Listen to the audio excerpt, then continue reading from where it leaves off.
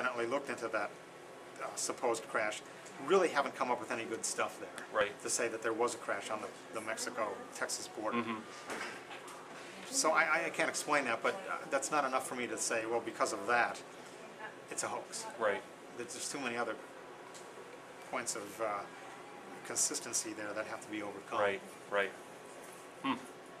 I'll be very interested to speak to him. I wouldn't consider myself to be some sort of a big fan of any particular person. Friedman's hard to miss because he just turned on. Yeah, he's a big personality. Yes, he fills the room. Absolutely, absolutely. He's very much an extrovert. He loves to speak before people. Sure, sure. I wish I could no shortage speak of words. Yeah, exactly. He's a great platform speaker. Right. He's got the right amount of humor in his talks, and right. he's just very smooth on the stage. And but he's also got his act together. He's got his information straight. He's not just giving you a lot of blather. There's substance. Yeah. He gives you something to think about. Right. And it's well reasoned out. Right. And he's a very smart guy. Right. That's all you can say. Moving past Friedman, I'm trying to keep it going as quick as I can. I know you're busy too. Yeah, no, sure. I'm not. Your wife just surprised me by mentioning that Robert Bigelow had actually sort of resurfaced in the field. That you're a secretary treasurer of That's the fund? yeah, such as it is nowadays. That's right. correct. Yeah, I'm on the UFON board too. So. What do you think why do you think he popped back up into the scene? Because the interview I'd heard with you in March, you made it sound like he had sort of almost disappeared from it at that point. Well, by March, I guess I might have known he was coming back in, but he's always had an interest in UFOs and paranormal phenomena, and he bought that ranch out there in Utah, that Skinwalker Ranch. That was all Bigelow stuff. Right. And that occurred in 2000, late 1990s time period. Right. But now he's come a little more public again with an overt effort to gather information on UFOs per se. Right. And he approached the Mutual UFO Network simply because they have an organization of people who go out and actually investigate sightings. Right. And that's what he wants. Right. Case details. Right. He also would like case details from older cases, and he's, to a certain extent, is willing to go back and get historical accounts. Right. But he wants stuff that's just happening now. Right. Literally, like what happened yesterday. And so he's willing to pay MUFON to have them put their investigators onto the cases. And when the cases come in, they do evaluations on the cases, which cases might be profitable to look into, which are a simple light in the sky they're not going to go out after. Sure. Something that hovers over a car for an extended length of time, a few feet away from a person, they'll probably want to look at. Right. And that's the kind of cases he's zeroed in on. Right. So he's providing MUFON a certain amount of money every month, and they pick out the cases. They have a coordinator, they have a manager, and as she mentioned, there's a 24-hour dispatch at this point, monitoring the case. I think it's 16 hours. I think Still. I think it like ends at whatever 2 o'clock in the morning or something, and it starts up again at 8 o'clock. But there's a little gap maybe. Still, sure. But it's essentially full time. Yeah. And like in September, they had 600 and some cases coming into the CMS system, case management system. Of those, a small percentage are cases that might be worthy of looking at. Sure. But they had maybe 9 cases that they would deploy the field investigators on. Right. And from April through the end of September, I think it was 41 cases, maybe a little bit more, but no fewer than 41 cases that they actually sent teams out into the field to investigate. Right. And I talked about some of those today. And that's what Bigelow's interested in. And then you might say, well, what does he want to gain from that? I think he's trying to, he's hoping he can obtain some kind of an aeronautical breakthrough or an engineering or scientific breakthrough in technology. Right. And he's got an aerospace company. Yeah, sure. And he's building hardware that's going to go into space for these modules. Right. And he's not building launch vehicles nonetheless, but he's got that interest in space, aerospace, and he's got the interest in UFOs. The obvious explanation is, if I look at UFO reports, maybe I can glean some clues, some technological clues. I actually, in listening for probably the 50th time to this interview, it was an interview you had done with Alejandro Rojas. Oh, yeah, that was in March, the last time I saw Bud. Sure. I was listening to that, and I was sort of surprised at the fact that you seemed to be on the same track as a book that I just recently finally got the time to sit down and read. It was by Joseph Farrell about the Nazi Bell. And some of these things where he lays out pretty clear evidence for a lot of these things where people think that ETs had given us all this technology, and actually, I had heard you make some of the same points, like Velcro was made up by a Swedish inventor or something. It has nothing to do with ETs and aliens and everything. But still, on that same track, you're saying that Bigelow might have this idea that there's a stone that, you know, you could finally turn something over, and all of a sudden there might be something there to actually work with. I mean, yeah, that's a good metaphorical way of putting it. I think in the best of all possible worlds, what Bob would like is someone reports a crashed UFO, and he can get his team there first.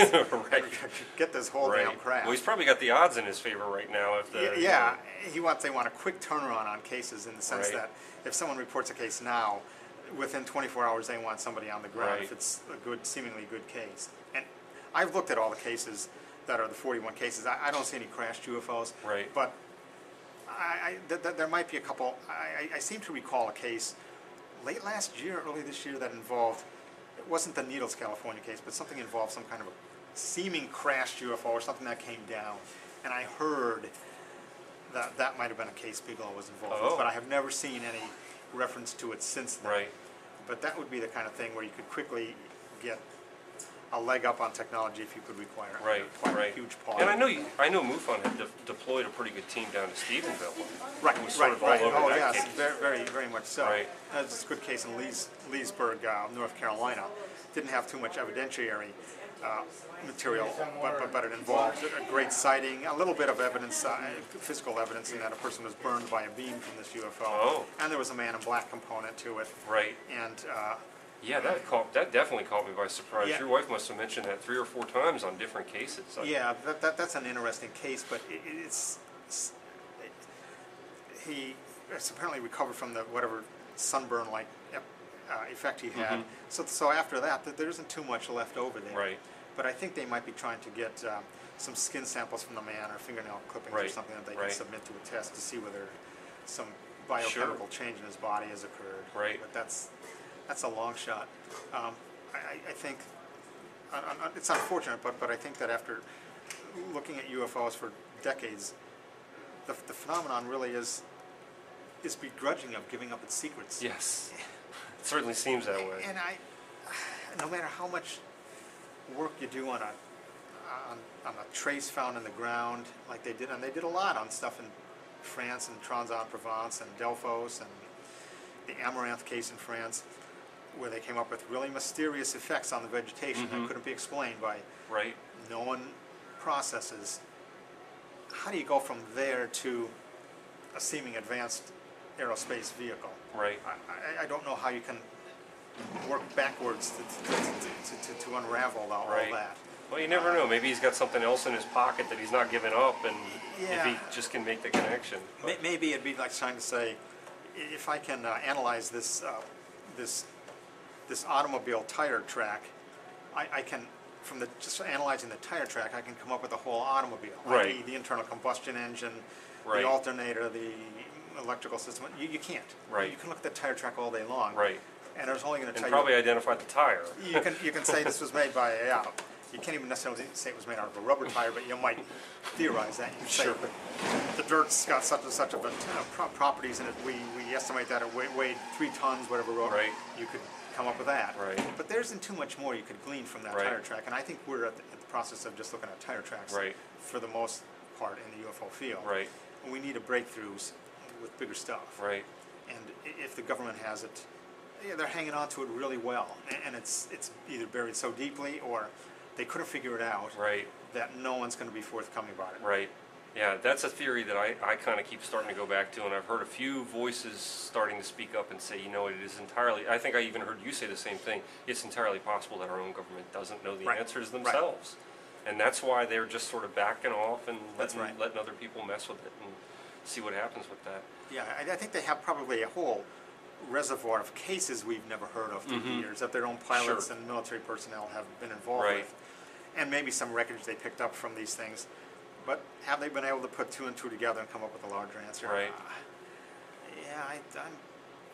think that might be a good possibility. There were a couple of cases that I heard about. I don't know if you remember me mentioning this to you back in the spring, but I had gone to the X conference just to meet a few of the people there and see.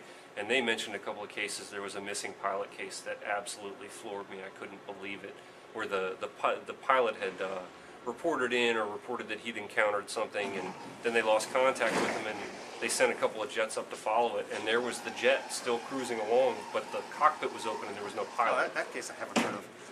There was the Frederick Fascinating case. stuff. Yeah, there's a couple cases with planes that are, to this day, have gone unexplained. Right. And certainly the Kinross case that happened in the 50s was one where apparently the plane and the UFO were seen to merge into one dot on the radar scopes. Really? And that plane was never found. They're still looking. I hadn't heard for that one. This day. That was over the Lakes Superior, the Great Lakes. Oh yes, I'm sorry. Yes, I have heard of yeah, that case. Sure, 55, sure. I think that back in Kehoe's time at NICAP, that was Right. That was a huge matter. Right, a huge matter for a while. And to this day, that's not been resolved. Right. Let me move into sort of the current state of things, what MUFON's dealing with and others, and sort of the point of the show that I'm trying to do here is this idea that if we maybe not so much get the word out, because I don't want to put it that way, but I think that there's a lot of high school students, college students, very intelligent young people out there that literally speaking do not know what to do with their time and their energy. And even if it's just a resume builder for some experience, one of the things I'd really love to come back to you as frequently as possible if you've got anything to offer on this. What type of jobs, what type of people are you looking for? Internships, anything that if I could give you a reservoir of people to feed to these positions, do you guys have a list of positions and jobs and things sort of ready to go that you'd be interested in? You know, where would you direct those people to? Where would you apply for you know, some of this stuff? That's a really profound question, and I know you I suppose it is, right? Spoke about this a little bit before, because there's no easy answer to that. First of all, the easy part of that, actually, is that there are no jobs in ufology. So if a person says, I want to grow up and be a UFO researcher. Yes. God help you, man. Get a major in something that makes money. You Right. can only do this as an avocation, unfortunately. But a biologist or a statistician. Okay, that's a completely different. Exactly. That's a completely different. And that's the spin I'm What I trying would say to a talk person is, or a whole group of people is, if you folks are really serious into looking into UFOs, and I understand you're 16 or 17 years old, you're going to have to get an education in the sciences. Of course. And be it biology, or physics, or chemistry, or what have you, or even sociology, because it's a polymathic field. And take that as far as you can with it. Right. I personally should have become a PhD. It's a mistake. I should have just gone on, but I didn't. But I would say go on to get that PhD. Right. And once you get in there, don't lose sight of once you get out and get your PhD and get a job wherever you are. Don't lose sight of that goal to look into UFO research. And you're just going to have to be public about it and say,